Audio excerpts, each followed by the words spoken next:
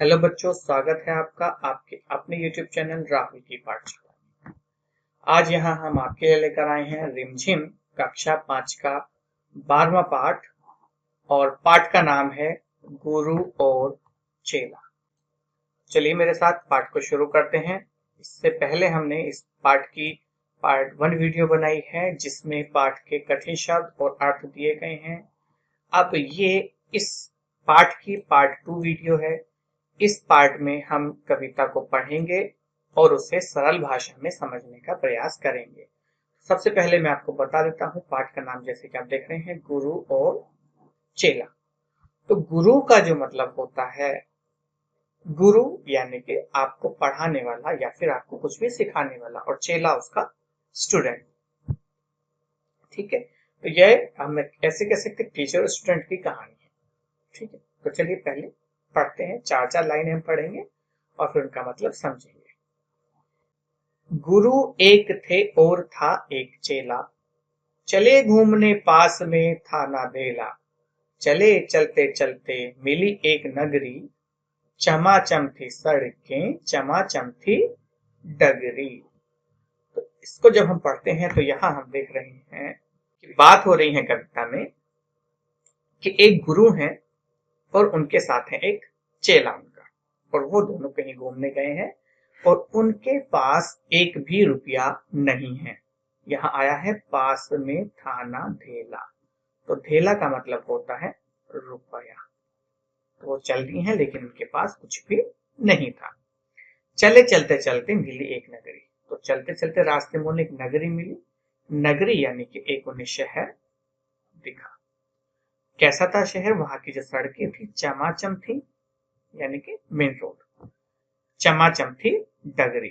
डगरी का मतलब होता है जो नॉर्मल रास्ता होता है। मेन रोड सड़कें और आम आदमी का जो रास्ता होता है, छोटे रास्ते, उनको बोलते हैं डगरी। तो यानी कि बिल्कुल साफ सुथरी थी। आगे क्या हुआ, आगे चलते। मिली एक ग्वालिन धरे शीश गगरी, गुरु ने कहा तेज ग्वालिन न भगरी। बता कौन नगरी बता कौन राजा, कि जिसके सुयश का यहाँ बजता बाजा। अब यहाँ बात आई कि जब चल रहे थे तो गुरु जी को रास्ते में एक ग्वालिन दिखी। ग्वालिन आप देख सकते हैं चित्र में, ये जो है। ठीक है, कठिन शब्द और अर्थ में हमने बताया है कि ग्वाले का स्त्रीलिंग है ये, और ग्वाला का मतलब होता है गाय पालने वाला। तो हम इसे कह सकते हैं ग्वाला की पत्नी। ठीक, ग्वालिन। उसके सर पर गगरी रखी हुई थी। ये जो आप चित्र में देख रहे हैं ये गगरी है। ठीक, तो मिली और गुरुजी ने उससे कहा रुको, मतलब जैसे आप यहाँ देखें, गुरु ने कहा थे ग्वालिन ना भगरी, यानी कि रुको अभी। बता कौन नगरी बता कौन राजा, कि हमें बताओ इस शहर का नाम क्या है और यहाँ का राजा कौन है, जिसके सुयश का यहाँ बजता बाजा, यानी कि जिसका यश यहाँ फैला हुआ है, यहाँ का वो राजा कौन है और शहर का नाम क्या है। आगे चलते हैं, आगे क्या हुआ। कहा बढ़ के ग्वालिन ने महाराज पंडित, पधारे भले हो यहाँ आज पंडित। यह अंधेर नगरी है अनबूझ राजा, टके शेर भाजी टके शेर खाजा। तो जो ग्वालिन थी, ग्वालिन ने गुरुजी को बताया कि महाराज पंडित आप यहाँ आए हैं, आपका स्वागत है। ये शहर का नाम अंधेर नगरी है और यहाँ का जो राजा है अनबूझ राजा है। अनबूझ का मतलब होता है नादान, नासमझ या फिर मूर्ख। ठीक है, ये आप कुछ भी कह सकते हैं। और यहाँ जो सभी चीजें हैं, सब्जी यानी कि टके सेर, तो यहाँ सब्जी मिलती है। ठीक, और टके सेर ही यहाँ पर खासा मिलता है, जो कि एक प्रकार की मिठाई होती है। तो यहाँ सभी चीजें टके सेर हैं। ठीक, आगे की तरफ चलते हैं। अब हम गुरु ने कहा जान देना नहीं है, गुरु ने कहा जान देना नहीं है, मुसीबत मुझे मोल लेना नहीं है।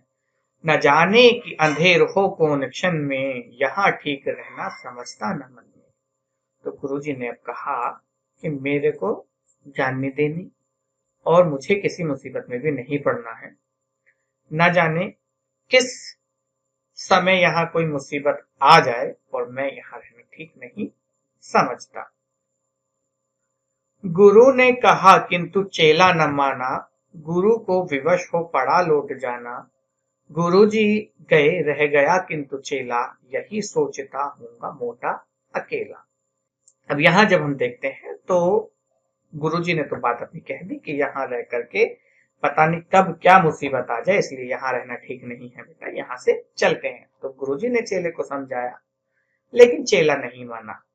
तो गुरुजी ये चल दिए हैं इस तरफ और चेला यही नगर में रहा, क्या सोचकर कि यहीं पर रहकर आराम से खूब मिठाई खाऊंगा और यहीं मोटा आराम से होऊंगा, क्योंकि यहाँ पर सभी चीजें टके सेर के भाव थी। आगे क्या हुआ अब आगे देखते हैं।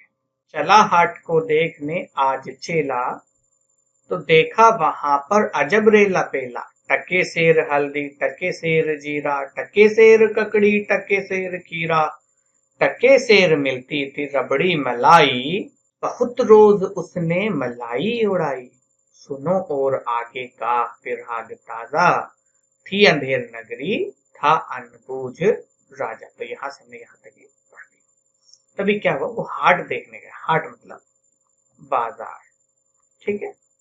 अब वो बाजार देखने गया तो वहां पर उसने देखा अजब रेला पेला, यानी कि एक अलग ही भीड़ भाड़ वहां पर थी। वहां पर जो हल्दी थी वो भी टके सेर, जीरा था वो भी टके सेर, ककड़ी थी वो भी टके सेर, खीरा था वो भी टके सेर, रबड़ी मलाई ये सारी चीजें टके सेर मिलती थी। वहां पर उसने खूब मलाई उड़ाई, यानी कि मलाई खाई, ठीक। और फिर आगे क्या हुआ, अंधेर नगरी थी और अनबूझ राजा था। अब आगे क्या हुआ, बरसता था पानी चमकती थी बिजली, थी बरसात आई दमकती थी बिजली।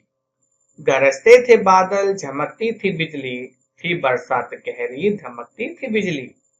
गिरिराज की एक दीवार भारी, जहां राजा पहुंचे तुरंत ले सवारी। झपट संतरी को डपट कर बुलाया, गिरी क्यों यह दीवार किसने गिराया। अब वहां बहुत बारिश हुई, बिजली चमकी, इतनी तकड़ी बारिश हुई, बादल गरजे बिजली चमकी खूब। यहाँ आप देख सकते हैं इस चित्र में। तो ये बारिश हुई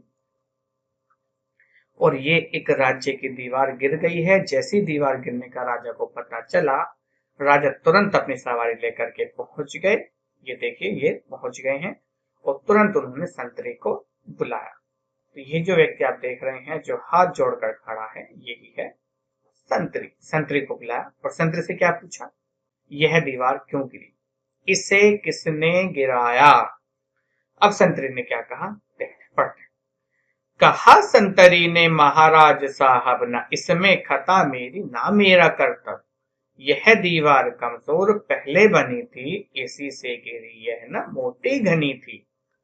तो बताया कि महाराज ये दीवार जो गिरी है इसमें मेरी कोई गलती नहीं, ना मैंने इसको गिराया। ये जो दीवार है पहले से ही कमजोर बनी हुई थी, यह ज्यादा मोटी भी नहीं थी, इसलिए ये गिरी है। संतरी ने राजा को बताया। आगे क्या हुआ देखते हैं। कहा संतरी ने महाराज साहब, न इसमें खता मेरी ना मेरा कर्तव्य। यह दीवार कमजोर पहले बनी थी, इसी से गिरी यह न मोटी घनी थी।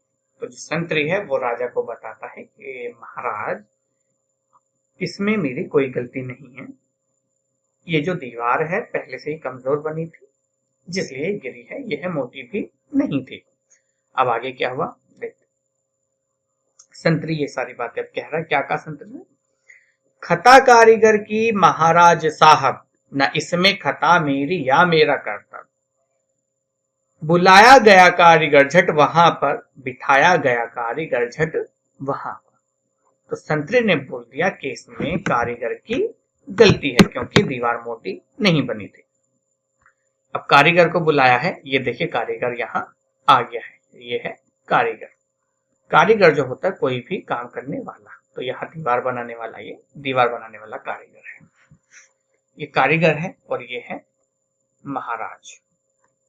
ठीक है, यानी कि राजा। उन्होंने क्या कहा? कहा राजा ने कारीगर को सजा दो, खता इसकी है आज इसको कजा दो। कहा कारीगर ने जरा की ना देरी, महाराज इसमें खता कुछ न मेरी। यह भिश्ती की गलती यह उसकी शरारत, किया गारा गीला उसी की यह गफलत। कहा राजा ने जल्द भिश्ती बुलाओ, पकड़ कर उसे जल्द फांसी चढ़ाओ। तो अब राजा ने कहा कि ये जो कारीगर है ये इसकी गलती है, इसको सजा दो और इसे फांसी की सजा दो, इसे मृत्यु दंड दो। कारीगर ने क्या कहा? बिल्कुल भी देने को तुरंत बोला। ये है ना, कहा कारीगर ने जरा की न देर, यानी कि कारीगर तुरंत बोला कि महाराज इसमें मेरी खता नहीं है, यह तो भिश्ती की गलती है, ये उसी की शरारत है, उसने गारा ज्यादा गीला कर दिया, उसकी लापरवाही है ये। अब राजा समझ गए कि हाँ भाई चलो भिश्ती की गलती है, चलो भिश्ती को बुलाओ जल्दी से और उसे पकड़कर फांसी पर चढ़ाओ। अब देखिए यहाँ भिश्ती आ गया है, ये है भिश्ती। चला आया भिश्ती हुई कुछ न देरी, कहा उसने इसमें खता कुछ न मेरी। यह गलती है जिसने मशक को बनाया, कि ज्यादा ही जिसमें था पानी समाया। मशक वाला आया हुई कुछ न देरी, कहा उसमें खता कुछ न मेरी। यह मंत्री की गलती है मंत्री की गफलत, उन्हीं की शरारत उन्हीं की है हिकमत। भिश्ती आ गया। भिश्ती ने कहा कि महाराज इसमें मेरी कोई गलती नहीं है, यह गलती उसकी है जिसने मशक को बनाया है। और मशक क्या है? ये जो आप देख रहे हैं ये मशक है जिसने टांगा हुआ है, इसमें पानी भरते हैं, कि इस मशक में ज्यादा पानी आ गया। अब मशक वाले को बुला। फिर मशक वाले ने कहा कि महाराज इसमें मेरी कोई गलती नहीं है, ये तो मंत्री की गलती है और ये मंत्री की ही लापरवाही है और ये उन्हीं की ही योजना थी। अब जो मशक वाले ने थी बात वो मंत्री पर डाल दी। आगे क्या हुआ? आगे चलते हैं। अभी मशक वाला ही ये बातें बोल रहा है। बड़े जानवर का था चमड़ा दिलाया, चुराया न चमड़ा मशक को बनाया। बड़ी है मशक खूब भरता है पानी, ये गलती ना मेरी यह गलती बिरानी। तो यानी कि वो कहता है कि मुझे बड़े जानवर का चमड़ा दिलाया था और मुझे जितना चमड़ा दिया मैंने उतने चमड़े का मशक बना दिया, मैंने महाराज चमड़ा नहीं चुराया बिल्कुल भी, यह मेरी गलती नहीं है तो किसी और की गलती है। अब राजा बोले, है मंत्री की गलती तो मंत्री को लाओ, हुआ हुक्म मंत्री को फांसी चढ़ाओ। चले मंत्री को लेके जल्लाद फौरन, चढ़ाने को फांसी उसी दम उसी क्षण। अब चल दिए उसको फांसी चढ़ाने के लिए। मंत्री ने तुरंत फांसी पर चढ़ाने का हुक्म दिया मंत्री को। ये देखिए ये मंत्री है और राजा ने हुक्म दे दिया है, ये मंत्री को देखिए फांसी पर लटकाया जा रहा है। ठीक है, आप यहाँ ये देख सकते हैं। ठीक, तो मंत्री को फांसी पर चढ़ाने का हुक्म दे दिया, जल्लाद को बुलाया कि फांसी दो तुरंत। मगर मंत्री था इतना दुबला दिखता, आप चित्र में भी देख रहे हैं कितना दुबला है, ना गर्दन में फांसी का फंदा था।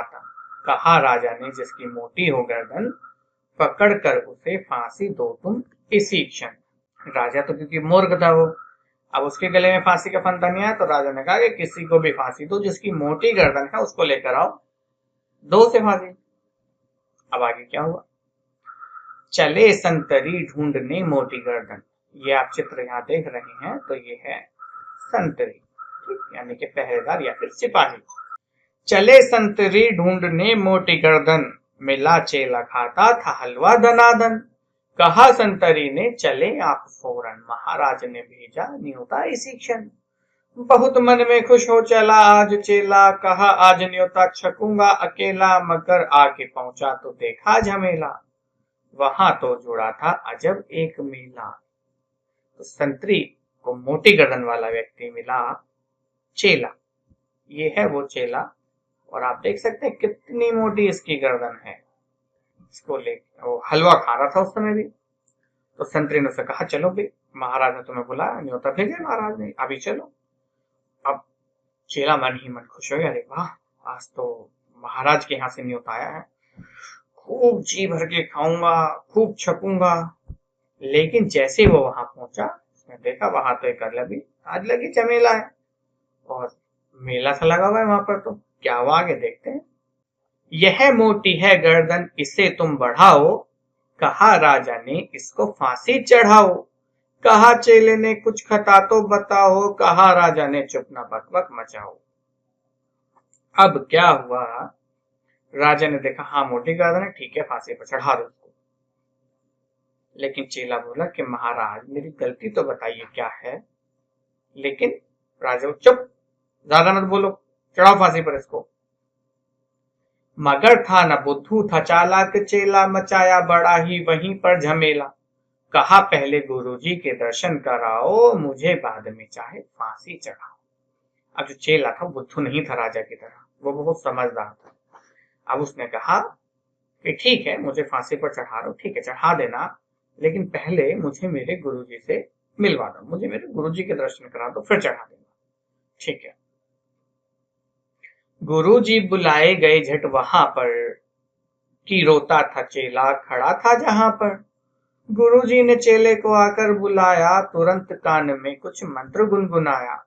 झगड़ने लगे फिर गुरु और चेला, मचा उनमें धक्का बड़ा रे लपेला। गुरु ने कहा फांसी पर मैं चढ़ूंगा, कहा चेले ने फांसी पर मैं मरूंगा। अब गुरुजी आए और उन्होंने चेले को देखा, रो रहा था चेला। चेले को अपने पास गुरुजी ने बुलाया, कान में कुछ बोल दिया गुरुजी ने। बस इतना बोलते ही दोनों आपस में लड़ने लगे। गुरुजी कहते मैं फांसी पर चढ़ूंगा, चेला कहता मैं फांसी पर चढ़ूंगा, दोनों आपस में लड़ने लगे। तभी हटाए न हटते अड़े ऐसे दोनों, छुटाए न छुटते लड़े ऐसे दोनों। बढ़े राजा फौरन, कहा बात क्या है, गुरु ने बताया करामात क्या है।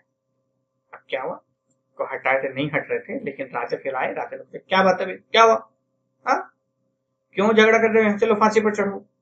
तो गुरु ने फिर बताया उन्हें क्या बात थी, और वो क्या बात थी वो अब आप जानेंगे। चढ़ेगा जो फांसी मुहूर्त है ऐसी, न ऐसी मुहूर्त बनी बढ़िया जैसी।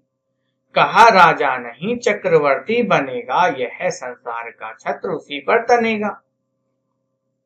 तो गुरु जी ने फिर बताया कि जो मुहूर्त है ऐसा है कि इस समय जो भी फांसी पर चढ़ेगा वो चक्रवर्ती राजा बनेगा, पूरे संसार का वो राजा बनेगा, वो पूरे संसार का राजा बनेगा, चक्रवर्ती सम्राट।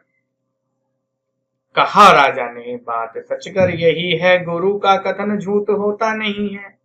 कहा राजा ने फांसी पर मैं चढ़ूंगा, इसी दम फांसी पर मैं टंगूंगा। अब जो राजा था बोला कि अगर ऐसी बात है, गुरु जी का कथन कभी झूठा नहीं होता, गुरु जी हमेशा सच बोलते हैं, फिर तो फांसी पर मैं ही चढ़ूंगा, चढ़ाओ मुझे फांसी पर। आगे क्या हुआ, चढ़ा फांसी राजा, बजा खूब बाजा, प्रजा खुश हुई जब मरा मूर्ख राजा। बजा खूब घर घर बधाई का बाजा, थी अंधेर नगरी था अनबूझ राजा। तो जो राजा था वो चक्रवर्ती सम्राट बनने के लालच में फांसी पर चढ़ गया और वो मर गया क्योंकि मूर्ख राजा था। उसकी जो प्रजा थी खूब खुश हुई, घर घर बधाई, बाजा बजा खूब, और ये राजा के मरने पर प्रजा बहुत खुश हुई। तो आपको कहानी कैसी लगी, बिल्कुल आप हमें कमेंट में बताइएगा। और हाँ, एक और क्वेश्चन का जवाब दीजिएगा, गुरुजी ने झूठ बोला तो सही किया उन्होंने या गलत किया। ये कविता लिखी है कवि सोहन लाल द्विवेदी ने। आशा करते हैं कि वीडियो आपको पसंद आया होगा। वीडियो पसंद आया है तो अपने दोस्तों के साथ शेयर कीजिए, वीडियो को लाइक कीजिए, और आपके कोई सुझाव हैं तो वो कमेंट में आमंत्रित हैं। मिलते हैं नई वीडियो के साथ, तब तक के लिए धन्यवाद।